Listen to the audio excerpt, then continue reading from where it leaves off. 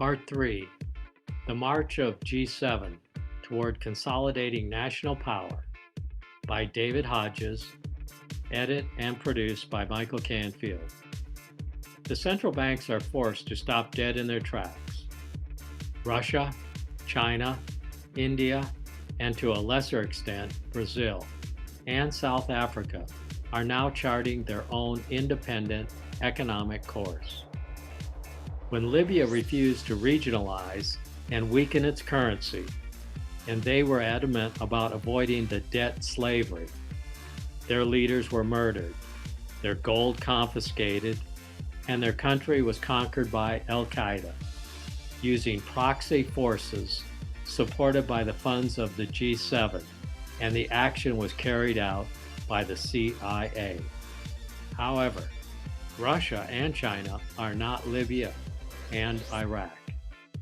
Both nations possess nuclear weapons and sizable armies. For the moment, the dream of a new world order appears to be dead. Or is it? The BIS employs the Sun Tzu strategy of death ground. The G7 central banks are impotent against Putin, as he has outmaneuvered them at every turn. But for the big boys at Basel, things are proceeding according to plan. If the BIS has to sacrifice some of its central banks to get what it wants, so be it. The BIS will think nothing of fermenting the conditions for the next world war. Over 2,000 years ago, Chinese military strategist Sun Tzu imparted a knowledge of military strategy, which is still being taught in our service academies and in our war colleges. One of the primary principles of Sun Tzu consists of the concept of placing one's soldiers on death's ground if you want them to fight hard and achieve victory against all odds. The best military example that comes to mind is what happened to the World War II Normandy invasion force at Omaha Beach on June 6, 1944.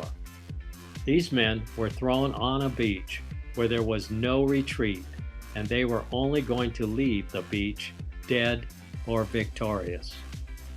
The BIS has employed this Sun Tzu strategy for you of placing its second level of power, the central banks, on death's ground. The G7 central banks will conquer Putin, or they will die. However, before rigor mortis sets in, the G7 nations will commence a world war based on economic survival. Again, out of chaos will come order. World War III is inevitable. The failure of the central banks to corral and control Putin has made World War III a likely scenario. As Putin continues on the path of destroying the dollar as the world's reserve currency, what will the Federal Reserve do? There will be a war to preserve the status quo. As China, Russia, and the United States are drawn into a confrontation, the world's economy will be obliterated, along with billions of lives.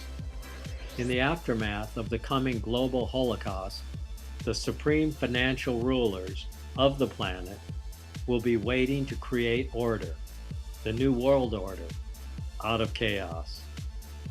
And that war has already started with the Russian invasion of Syria. A willing pawn of the new world order or not, Putin is no hero. He is doing exactly what is expected. Make no mistake about it. The BIS controls the central banks, world finance, and Putin. The New World Order is very much alive. What is interesting is that I have completed the article and I barely mentioned how Putin has overrun Syria and has accomplished this feat in less than 10 days, when the United States has been trying to accomplish the same for 3 years, but has not managed to put one boot on the ground. Putin owns Obama, and Obama plays ball because that is his role. America is supposed to lose. All the world is a stage, and all will play their roles at the behest of the New World Order. World events are like professional wrestling. We are indeed looking at the WWE and fake all-star wrestling. Putin, a bankster-controlled leader, masquerading as an independent leader, where none are left. Who stands for truth, justice, and the American way? While Obama is the poster child for what is wrong with communism. If you don't think this is true, then why is half of America rooting for Putin to win? This is a bankster plan to have both leaders switch roles for who plays the villain and the hero. Hell, Obama doesn't even try to hide the criminality of his administration. They're all playing a role. Your personal assets and your civil liberties are the prize in this high-stakes poker game. I have a question for the sheep.